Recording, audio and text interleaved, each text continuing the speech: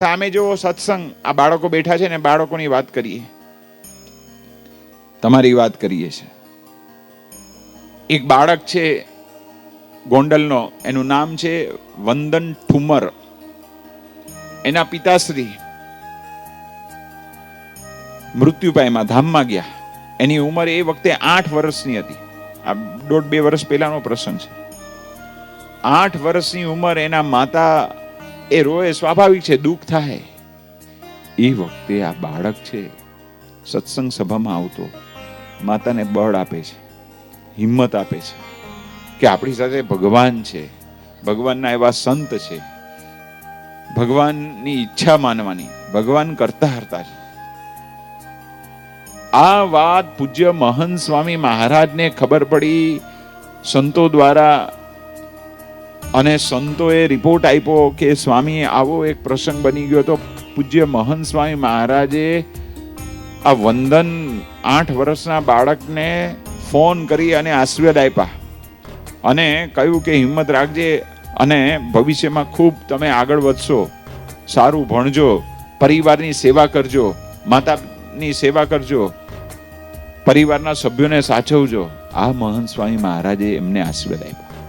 હવે આ બાળક ક્યાં, અને સરખાવો ફાઇનાન્સ મિનિસ્ટર ક્યાં એનું એજ્યુકેશન ફાઇનાન્સ મિનિસ્ટરનું અને આ બાળકનું.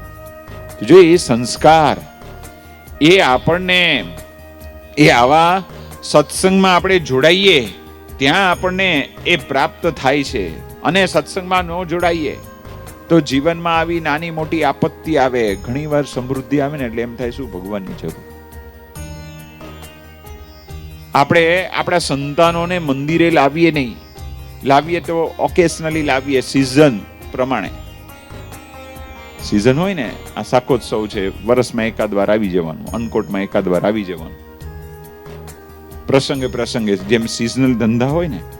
હવે આવશે જાન્યુઆરી, એમાં મકર સંક્રાંતિ આવશે, બધા પતંગનો ધંધો કરે. દિવાળીમાં છે એ ફટાકડાના ધંધા કરે, બધા અલગ અલગ ધંધા કરે. માર્ચમાં આવે ફૂલદોલનો ઉત્સવ, તો એમાં બધા અલગ અલગ રંગોના ધંધા કરે. એમ બધા સિઝનના ધંધા કરે. આ શિયાળો ચાલે છે તો બધા સ્વેટર ને મફલર ને એના ધંધા કરે. ચોમાસું આવે તો છત્રી વેચે. એમ આપણે છે સિઝનલ સત્સંગી નથી થવાનું, આપણે કાયમી સત્સંગી થવાનું છે.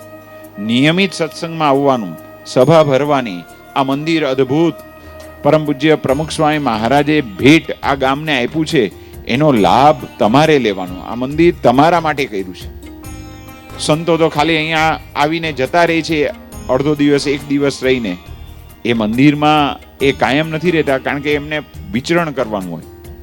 આ મંદિરનો લાભ આપણા ગામે એ લેવાનો હોય. તો આ પરિવારમાં, જુનાગઢના એક પરિવાર ખૂબ સુખી સંપન્ન, 10મા ધોરણની પરીક્ષા આવતી હતી. હવે ભગવાનની કૃપાથી 2 વર્ષ સરકારે છે ને વિદ્યાર્થીઓને પ્રમોશન આપ્યું, એટલે એમને આગે બળો, પાસ કરી દીધા. અને 8મું 9મું પસાર થઈ ગયું. અને એ વખતે ઓનલાઈનમાં જે અભ્યાસ કેવો કર્યો એ તો આપ સૌ જાણો છો. અને આ તો પાછો સુખી સંપન્ન ઘરનો છોકરો, ખૂબ લાડમાં ઉછરેલો, અને એકનો એક દીકરો, અને પોતે સુખી સંપન્ન. પરીક્ષા આવી, એને ટેન્શનમાં કે પરીક્ષા આપીશું, નપાસ થશે તો આપણે સમાજમાં શું મોઢું બતાવશું, એમાં શું નપાસ નથી થતા.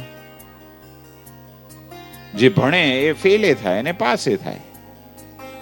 સ્કૂલમાં જાય, કોલેજમાં જાય, એની પરીક્ષા લેવાય. જે સ્કૂલમાં કોલેજમાં જાય જ ને એની પરીક્ષા થોડી લેવાય. એ વિચાર એટલો ચોટી ગયો તો એણે પોતાનું જીવન ટૂંકાવી દીધું. કેમ? સમાજને મોઢું શું બતાવીશ? અરે ઘરે બેઠા બેઠા ખાઈને એટલી જમીન હતી, 100 વીઘા જમીન, એટલું બેંક બેલેન્સ, શેર બજારના ડોક્યુમેન્ટ્સ, બંગલો, ગાડી, બીજું ત્રીજું, સમૃદ્ધિ હતી. એમાં શું મૂંઝાવાનું? અને એની સામે જો સત્સંગ, યોગીજી મહારાજનો સત્સંગ હતો ચુનીભાઈ ચાતુર્વેદીને. 10મા ધોરણમાં કેટલી વાર આઈપી ટ્રાયલ ખબર છે? 7 વાર ટ્રાયલ આપી, 7મી ટ્રાયલે પાસ થયા. અને તોય છાતી કાઢીને ચાલે, એમાં શું ફેલ થાય, મૂંઝાવાનું શું. અને અહીંયા ઘણા બધા બેઠા છે, એ સામાન્ય અભ્યાસ કર્યો છે પણ ધંધો સારામાં સારો કરતા હશે. એવું નથી, ભણે એ જ આગળ વધે. આપણા નિર્માના કરશનભાઈ એ 8મા ધોરણ સુધી જ ભણેલા છે, પણ ધંધો છે એ સારામાં સારો કરે છે. નિર્મા કંપની એને ખૂબ આગળ વધારી. એજ્યુકેશન બરાબર છે, જરૂરી છે, પણ એજ્યુકેશન એ સર્વસ્વ નથી. ઘણી વાર છે આપણે એજ્યુકેશનને જ સંપૂર્ણ મહત્વ આપીએ અને સમાજ